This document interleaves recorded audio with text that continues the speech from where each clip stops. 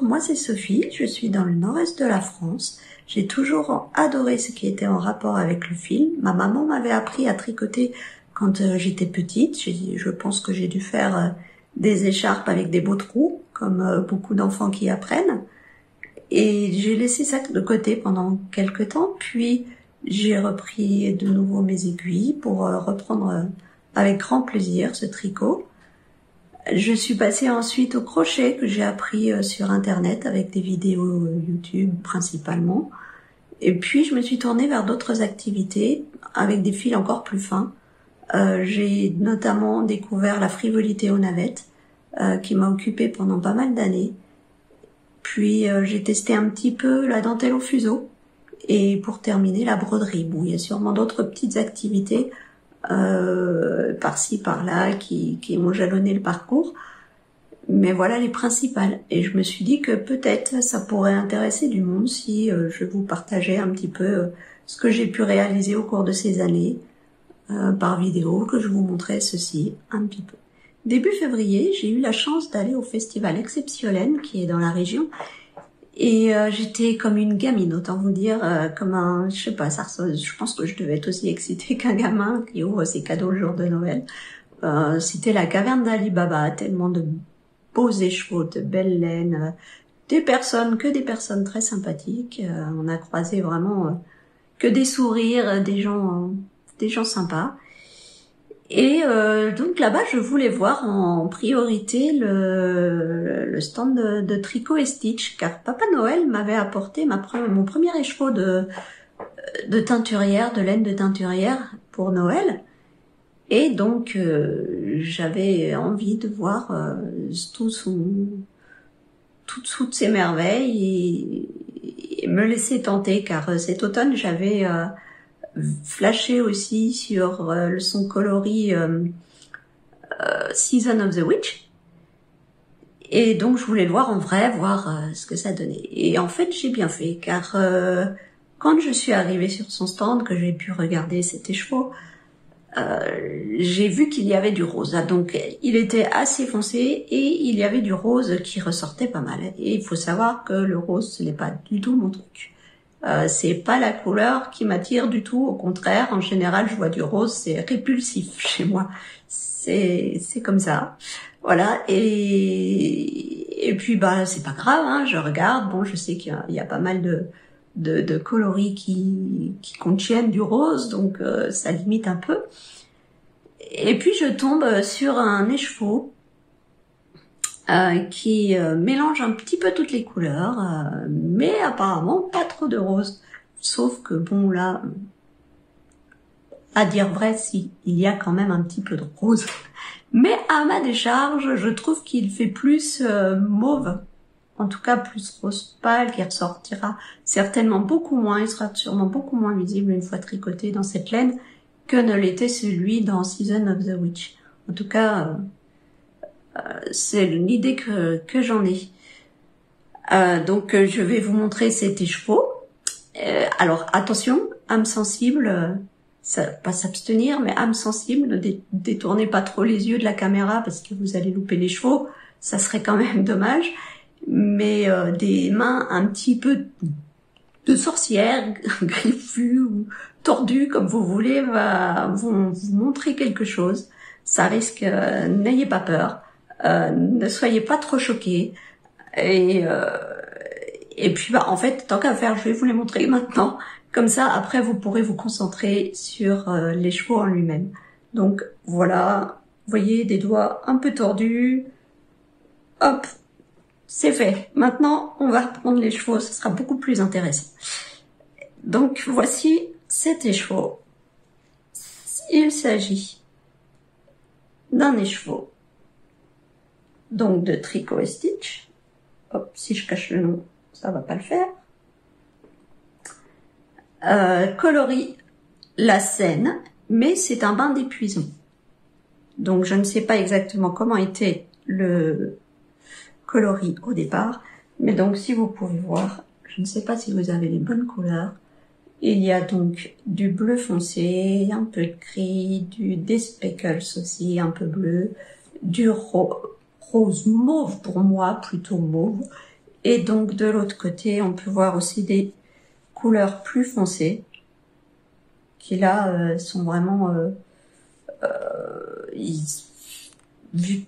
ça tire sur le violet foncé. Je pense que ça va être une merveille une fois tricoté. C'est de l'extra fine fingering qui a 85% de mérinos superwash et 15% de nylon.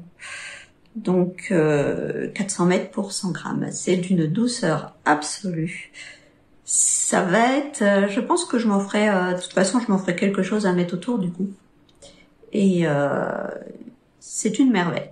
Et donc après ce passage chez Tricot & Stitch, on a poursuivi notre chemin au milieu des stands, en étant à chaque fois émerveillé par les couleurs et la douceur de chaque laine, de chaque écheveau, en essayant surtout de pas se faire tenter trop, de ne surtout pas craquer à tous les stands parce que sinon on n'en aurait absolument pas fini. Enfin, c'était pas possible d'acheter partout. Et on est arrivé sur le stand de Célène. Et mon homme qui, depuis pas mal d'années, me dit « Oui, j'essaierai un jour de tricoter, j'essaierai. » Là, c'était dit « Bon, j'essaierai peut-être l'hiver prochain, c'est possible. » Et en fait, arrivé devant un stand, le stand de Célène, je ne sais pas ce qui lui a pris, mais d'un coup, il s'est dit peut-être que c'est là que je trouverai la laine que je veux essayer pour me faire quelque chose. Et donc il a demandé si ils avaient quelque chose dans du bleu foncé. Donc nous sommes repartis, enfin il a choisi ce bleu, donc chez Célène. Et il est reparti donc avec ce bleu pétrole. Je ne sais pas si vous le voyez bien, bleu pétrole, mais vous voyez en tout cas qu'il y a qui n'est pas totalement uni, quoi. C'est un faux uni, mais un beau bleu pétrole. Ouais, peut-être. Non, il est un peu clair comme ça. Là, il est trop clair, c'est sûr. C'est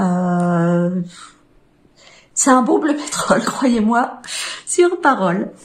Et puis, pendant qu'il regardait ça, moi, j'avais la main sur un bordeaux, toujours chez Célène, coloris bordeaux, que voici. Donc là, vous le voyez, je pense, un peu plus rouge, quoique ça dépend. Peut-être un peu plus rouge qu'il n'est, mais je sais pas trop, peut-être. Ouais, il est peut-être un peu moins rouge. Donc pareil, faux uni aussi. Et je me demandais si j'allais craquer ou pas, et il avait l'air décidé de vouloir essayer. Et je me suis dit, au pire, si toi, tu n'apprends pas à tricoter comme tu me le dis, et ben moi, je pourrais faire quelque chose avec ces deux-là, et ça sortirait bien, je trouve. Il y aurait moyen de faire un beau quelque chose. Je pense que c'est vraiment pour faire un jacquard, je ne sais pas trop, mais il y aurait moyen d'assortir ou même juste un travail avec 2 couleurs. Donc, du coup, je me suis laissée tenter par ce bordeaux. Et puis, en arrivant, en fait, un des premiers stands qu'on a vu, j'ai flashé à fond. C'était chez Laine de Moute. J'avais flashé à fond sur un bleu très clair, un bleu clair turquoise peut-être. Et j'ai pas pris tout de suite parce que je me suis dit je vais faire le tour. Je vais faire le tour et voir si savoir où j'en suis à la fin du petit tour de ce festival des exposants.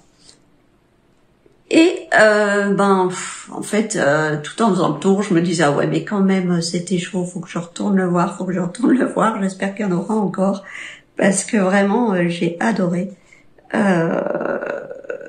Voilà. Donc de chez Laine de Moute, un bleu turquoise très clair. hop, qui s'appelle le coloris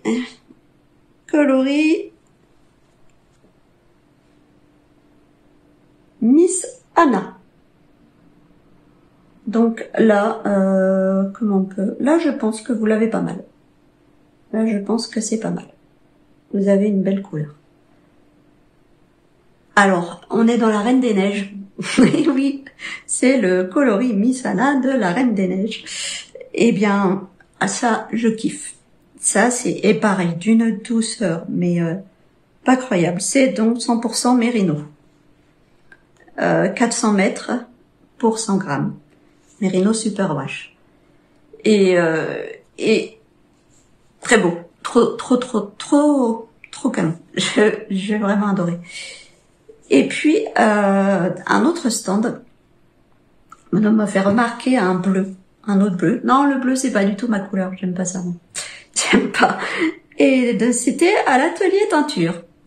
Et je dis oui, mais je peux pas tout prendre quand même, on peut pas tout acheter. Et puis il dit allez, c'est pour une fois. Alors quand votre homme vous pousse limite vous pousse à acheter, pourquoi résister? Et donc on est retourné voir et c'est vrai que j'ai tout de suite su un peu ce que je pourrais en faire. C'est un bleu comment vous le décrire? Je vais vous le montrer. Déjà, ce sera plus simple. Alors, il est plus clair que le bleu pétrole. Il est plus flashy que le bleu pétrole. Je sais pas si vous le voyez bien. Hop. Voilà. Il est à peu près comme ça. Donc, de chez l'atelier teinture, c'est du 56% Mérino, 44% Mohair. Il n'y a que 360 mètres pour 100 grammes. Et c'est un coloris pétrole aussi, de la base Délicatesse.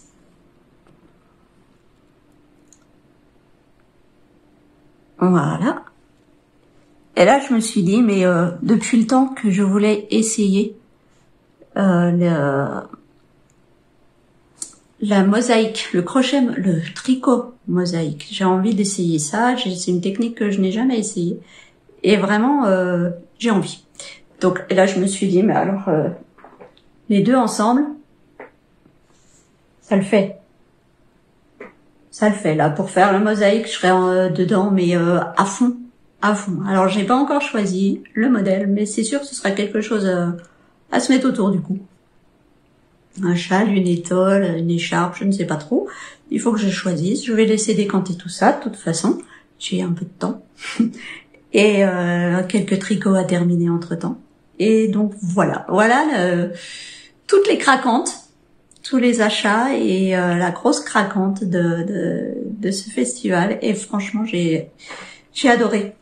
C'était vraiment super. Ah non, j'ai oublié une petite chose, mais que je n'ai pas sous la main. Donc, je vais faire une petite coupure et je vous la ramènerai pour vous le montrer. Parce que j'ai acheté aussi un petit contrant. Voilà, c'est tout.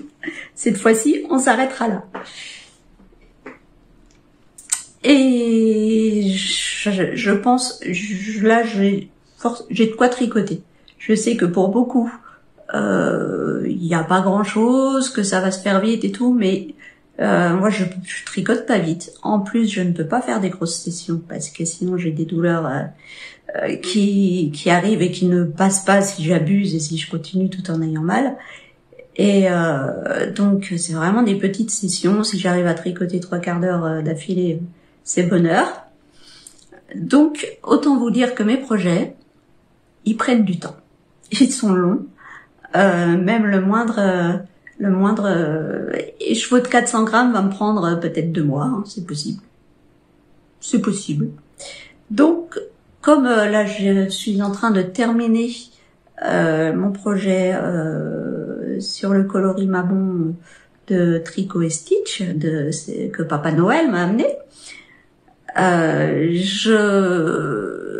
j'ai en plus sur mes aiguilles un début de cardigan, de gilet.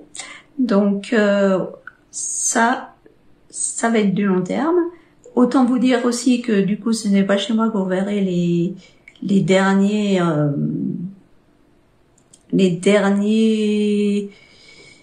tricots à la mode, voilà.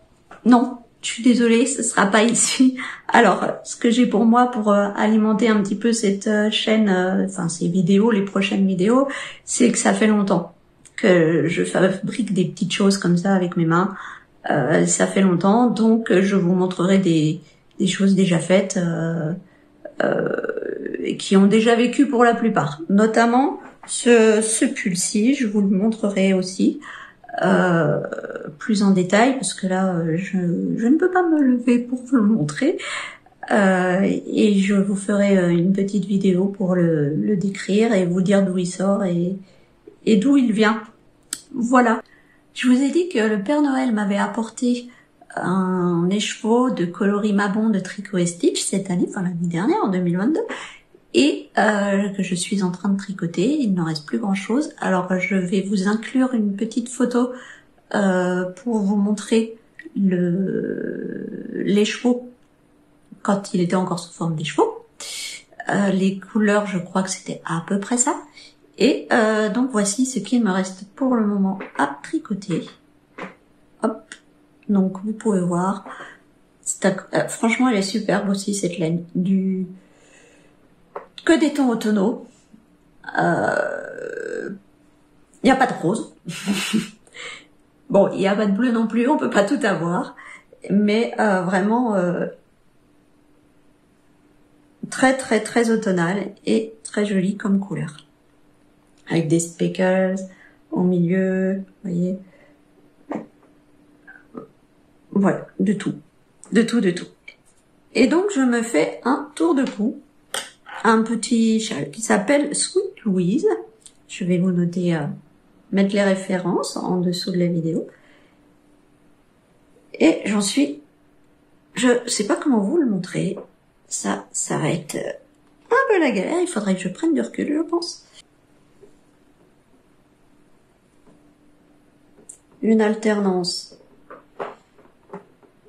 de points mousse et de rangs avec des jetés. Voilà. Donc, je touche à la fin. Ça avance, ça avance, ça avance. Bon, maintenant, les rangs sont les plus longs. Donc, forcément, ça avance moins vite. Surtout que hier, j'ai un petit peu abusé. Hier et avant-hier, je sentais que j'avais déjà mal à une épaule. Et puis, j'ai quand même voulu faire des choses. J'en avais marre. J'avais pas envie de ne rien faire. Et puis, aujourd'hui, du coup, c'est repos forcé. Donc, il n'avancera pas aujourd'hui. Peut-être demain, on verra. Dans quel état, à quelle vitesse ça va récupérer. Je vous ai dit aussi que, donc, à ce salon exceptionnel, je me suis acheté un compte-rang. J'ai craqué sur un compte-rang. C'était chez l'atelier de Calixen.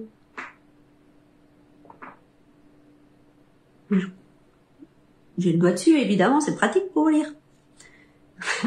Comme ça, ce sera mieux. L'atelier de Calixen.